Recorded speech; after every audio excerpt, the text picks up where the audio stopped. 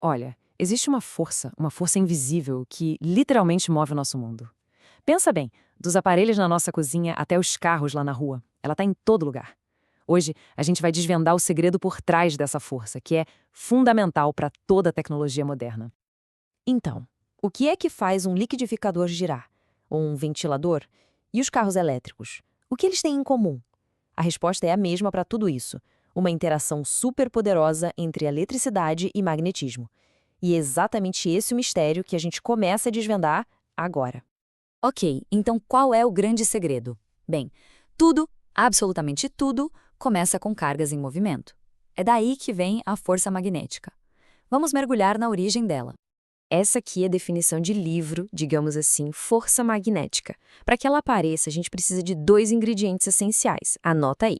Primeiro, uma carga elétrica, e ela tem que estar se movendo, parada não serve. Segundo, um campo magnético para essa carga atravessar. Se faltar um desses dois, esquece, não acontece nada. E claro, como a gente está falando de física, tem uma fórmula para calcular isso.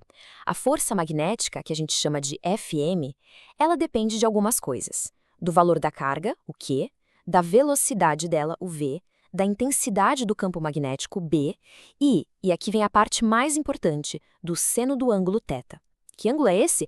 É o ângulo entre a direção da velocidade e a direção do campo. Cada pecinha dessa equação é fundamental.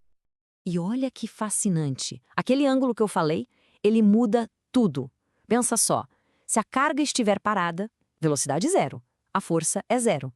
E se ela se mover na mesma direção do campo, sabe, paralela a ele, força zero também, não acontece nada. Agora, para conseguir a força máxima, a carga precisa cruzar o campo de lado, num ângulo perfeito de 90 graus. É aí que a mágica acontece de verdade. Beleza, a gente já sabe o quanto de força. Mas e o para onde? Para que lado essa força aponta? Para descobrir isso, a gente tem uma ferramenta visual e bem prática, chamada regra do tapa. Essa é a famosa regra do tapa, ou regra da mão direita. É super simples, dá para fazer aí agora. Pega a mão direita. Primeiro passo, o polegar, o joinha, aponta na direção da velocidade da carga. Segundo passo, os outros 4 dedos, bem esticados, apontam na direção do campo magnético. E o terceiro passo?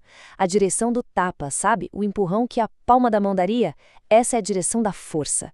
É uma força que sempre aponta para fora, perpendicular tanto à velocidade quanto ao campo. Ah, e um detalhe importantíssimo.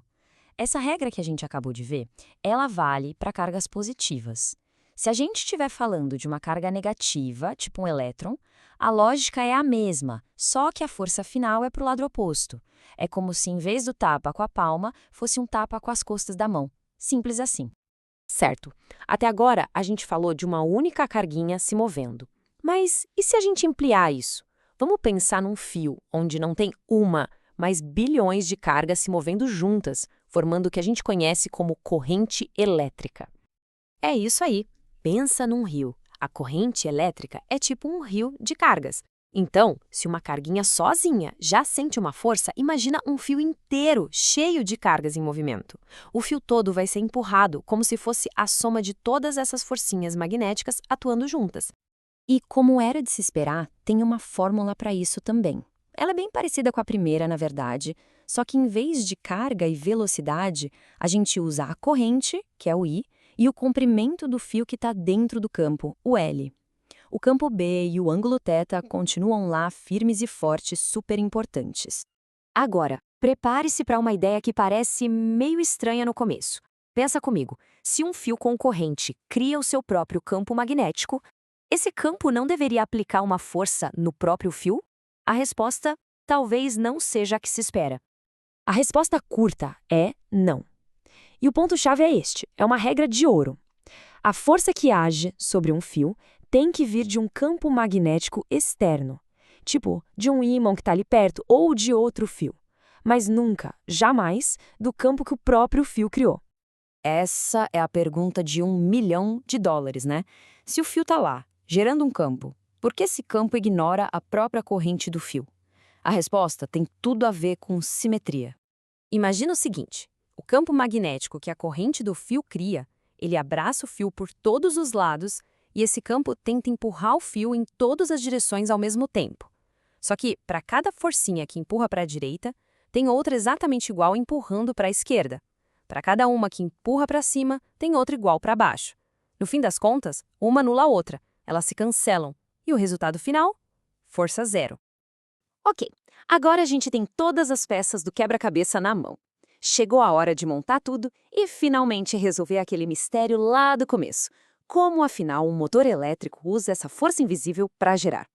A receita de um motor é bem simples. A gente precisa de 3 ingredientes básicos. Primeiro, um campo magnético externo, bem forte, que geralmente vem de ímãs.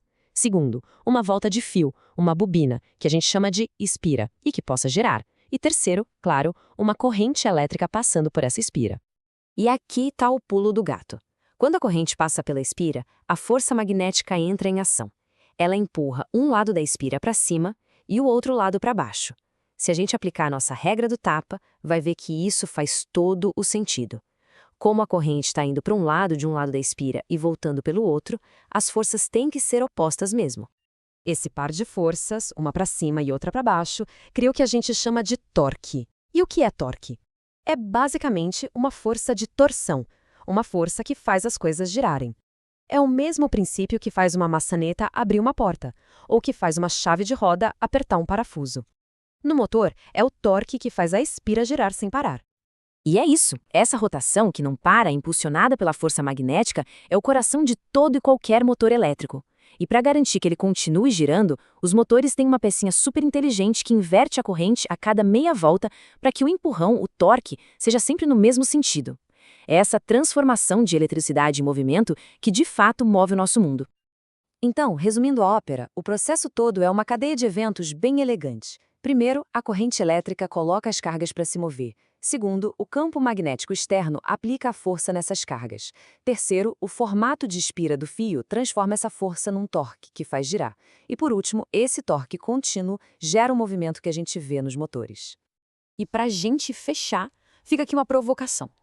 A gente viu que uma carga em movimento, num campo magnético, gera uma força, um movimento. Mas e o contrário? Será que um campo magnético, em movimento, perto de um fio, poderia criar uma corrente elétrica? Bom, a resposta para isso é o segredo de como a gente gera energia no planeta inteiro. Mas essa já é outra história.